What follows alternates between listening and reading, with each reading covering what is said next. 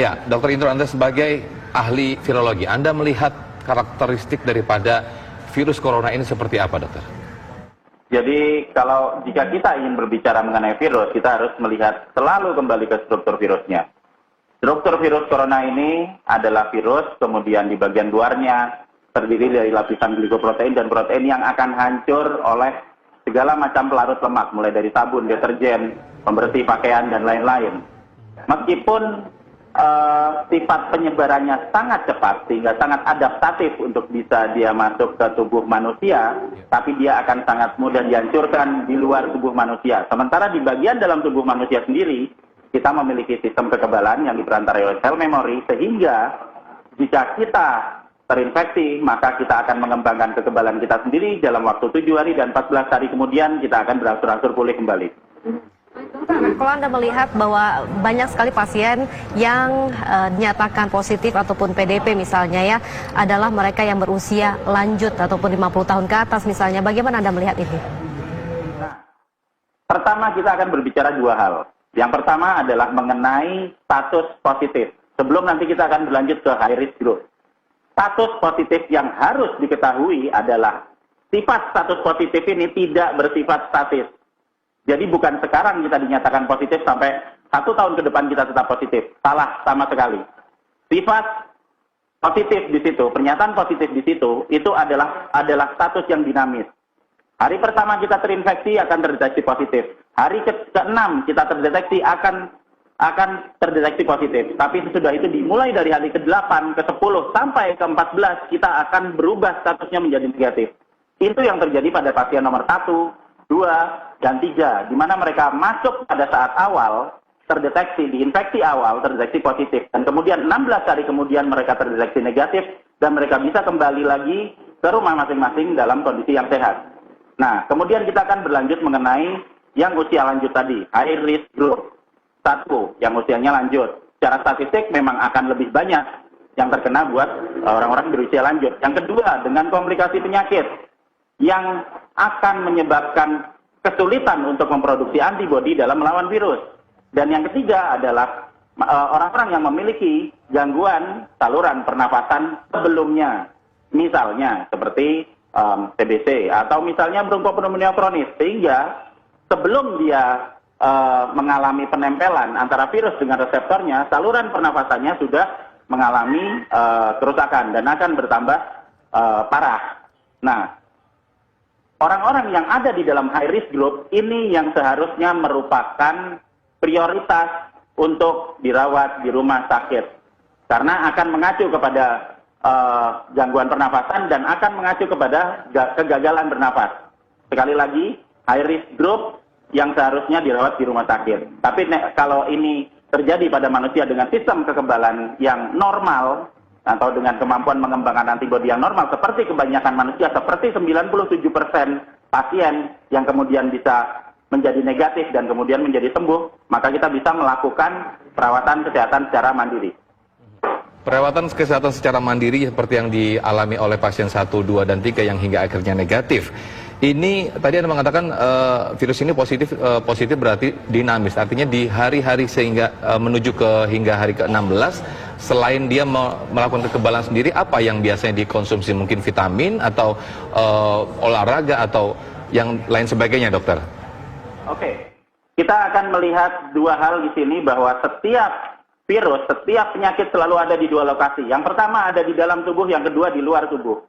Yang di luar tubuh, kita bisa menghancurkan virusnya dengan cara apa? Dengan cara membiasakan pola hidup bersih, membiasakan kita sering cuci tangan dengan sabun. Tidak masalah hand sanitizer tidak ada, kita masih punya sabun, kita masih punya pembersih lantai, kita masih punya bahkan pembersih pakaian. Tempat cuci untuk cairan untuk mencuci piring itu juga bisa dipakai untuk apapun yang bisa dipakai untuk menghancurkan lemak, bisa dipakai untuk menghancurkan virusnya di luar tubuh. Sementara yang di dalam tubuh akan bisa dihandle dengan antibodi. Di hari ke-7, antibodi akan keluar untuk melawan apapun yang masuk ke badan kita di hari pertama.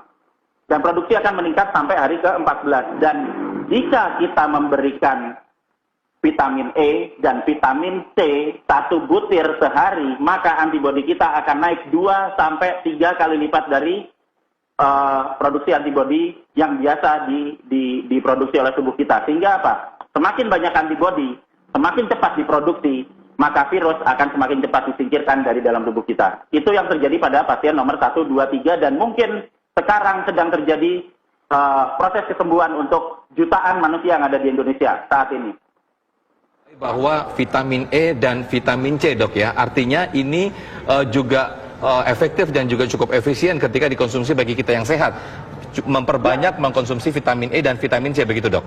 Betul sekali, betul sekali. Okay. Jadi vitamin E itu fungsinya nanti akan mempercepat produksi sel-sel meristematik. Jadi sel-sel yang sifatnya selalu harus diperbarui. Misalnya apa? Misalnya sel-sel sperma, misalnya sel telur. Sehingga kalau misalnya ada anggapan bahwa nanti kalau kita mau supaya bisa jadi lebih subur, kita harus mengkonsumsi vitamin E. Juga untuk kulit. Dan itu juga berfungsi untuk memproduksi antibodi. Baik, Dokter Indro, kami ingin penasaran juga karena banyak sekali yang menyebar informasi di media sosial bahwa yang berbahaya adalah bukan hanya dari luar tubuh kita ataupun dari dalam, tetapi apa benda-benda yang kita pegang. Nah, dari pantauan pengalaman dokter, dari riset itu berapa lama sih dia berada di satu tempat dan membahayakan buat kita? Oke. Virus memerlukan media untuk bisa bertahan hidup. Virus tidak akan bisa memperbanyak diri di luar tubuh manusia. Dia hanya bisa bertahan hidup saja. Jadi kalau ada 10 partikel virus di luar tubuh, dia tetap akan jadi 10. Nggak akan jadi 100, 1000, atau 1 juta. Dia hanya bisa memperbanyak diri kalau sudah masuk. Nah, apa yang terjadi di luar? Yang di luar adalah virus membutuhkan media. Dia membutuhkan cairan. Berarti virus itu akan bisa tinggal dalam waktu yang cukup lama. Pertama, di daerah yang gelap, di lokasi yang gelap. Karena dia tidak ada sinar ultraviolet seperti yang dari matahari yang bisa nanti membunuh mereka. Kedua, di tempat yang basah. Semakin basah, medianya semakin cocok, dia akan semakin lama tinggal di situ. Dan yang ketiga, di tempat yang dingin. Semakin dingin, maka dia akan bisa bertahan hidup semakin lama. Kalau kita mau menghancurkan virusnya di luar, maka kita harus melakukan kebalikan dari apa yang diinginkan oleh virusnya. Cari tempat yang terbuka, yang terang. Ultraviolet bisa masuk, dia akan mati kena ultraviolet. Kemudian cari tempat yang kering. Semakin kering, maka dia akan semakin cepat semakin cepat hancur. Dan cari tempat yang hangat.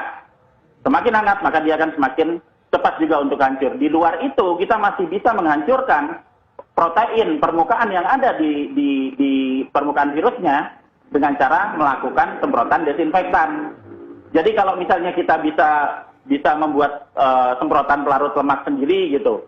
Jadi kalau misalnya ada virus, saya bersihin, kemudian di meja ada. Kalau mejanya didiamkan aja, kemudian nanti ada bekas cairan dropletnya, bekas bersin saya di situ, ya dia akan tetap ada di situ. Karena dia dilindungi sama cairan. Tapi kalau kemudian disemprot, atau kemudian dilap, bahkan bisa dilap pakai sabun, bisa pakai pembersih lantai, bisa.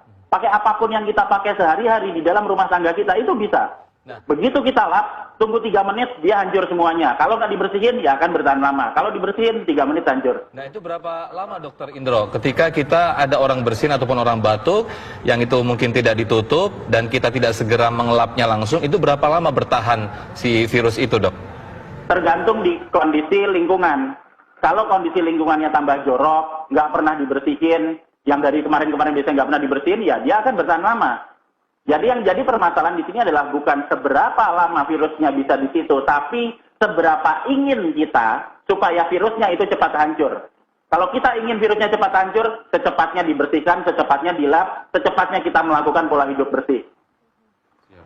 Dokter Indro, untuk media penyebaran virus misalnya kalau di gagang pintu, di kaca, apakah sama walaupun media ini berbeda? Setiap permukaan yang menyebabkan terjadinya pengumpulan cairan di situ, maksudnya tidak menyerap cairan, itu bisa jadi media untuk pertumbuhan virus. Tapi itu hanya bisa terjadi jika cairan atau dropletnya masih nempel di situ. Kalau dropletnya nggak ada di situ, kalau kita bersihin, ya langsung hilang hancur dalam 3 menit. Nah, kalau misalnya kita ada pegangan pintu nggak pernah dibersihin, atau mungkin kita bersihinnya 1 bulan sekali, ya jelas banyak virusnya. Dan itu nanti yang ngumpul di situ bukan cuma virus corona aja, berbagai macam virus sekalian, bakteri sekalian akan tumbuh di situ. Ya, dan ada yang menyampaikan bahwa sebetulnya ketika kita sehat tidak perlu menggunakan masker. Nah, kondisi saat ini yang semakin jumlah pasien positif COVID-19 semakin banyak. Apakah yang sehat juga akhirnya harus menggunakan masker atau yang sehat cukup tidak menggunakan masker, dokter? Oke.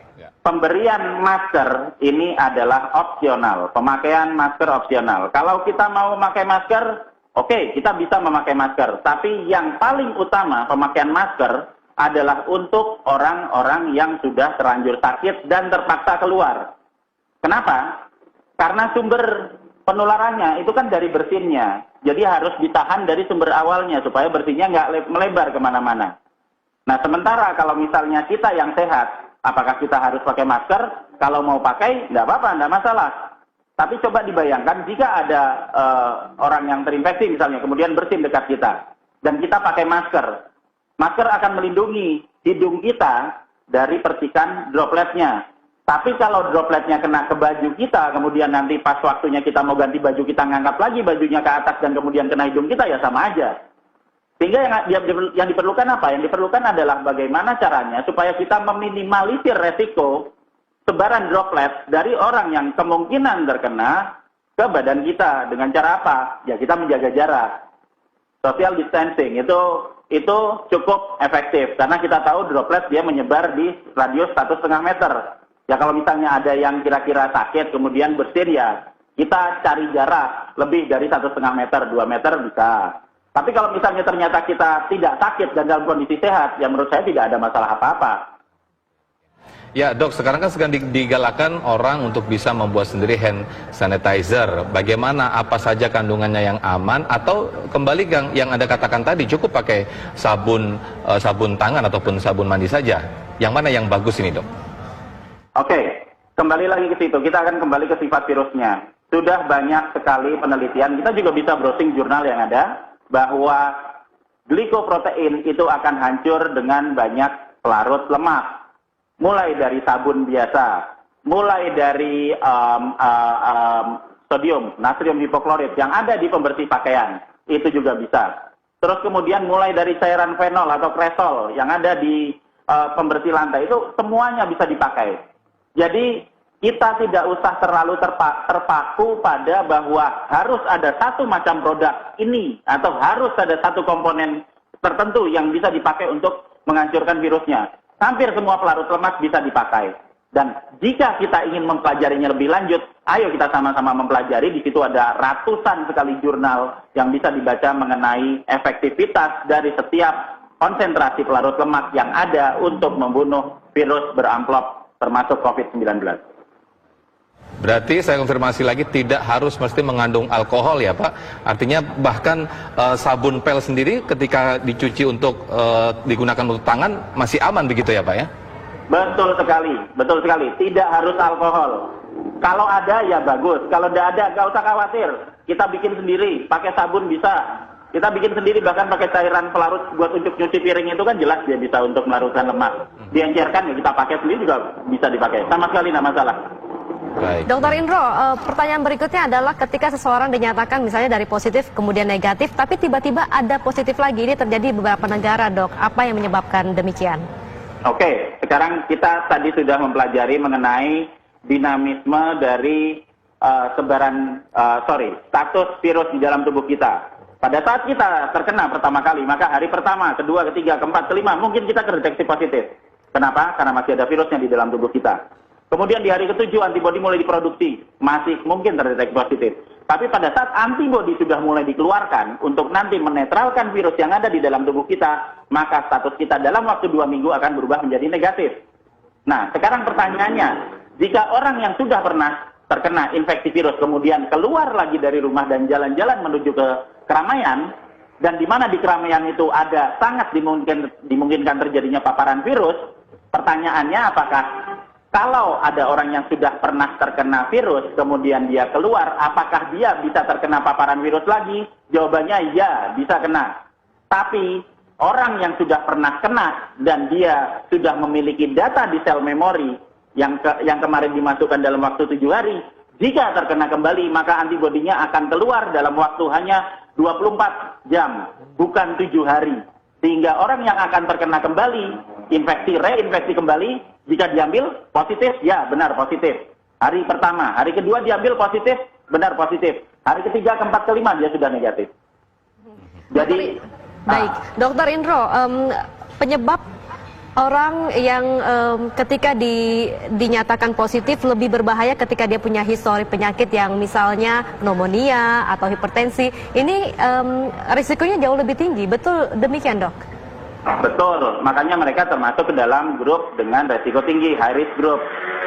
Dan kalau kita mau melakukan pencegahan untuk mengurangi mortalitas atau fatality, ya kita harus secepatnya mengidentifikasi mana keluarga kita yang bisa dimungkinkan terjadi atau masuk ke dalam high risk group, dan kita bisa melakukan pencegahan. Apakah selama social distancing ini berlaku, mungkin lebih baik di rumah dulu karena punya potensi besar kena. Tapi buat yang lain, ya saya harapkan kita juga sama-sama menjaga supaya kita tidak terinfeksi. Tapi bukan berarti bahwa kita harus panik, tidak.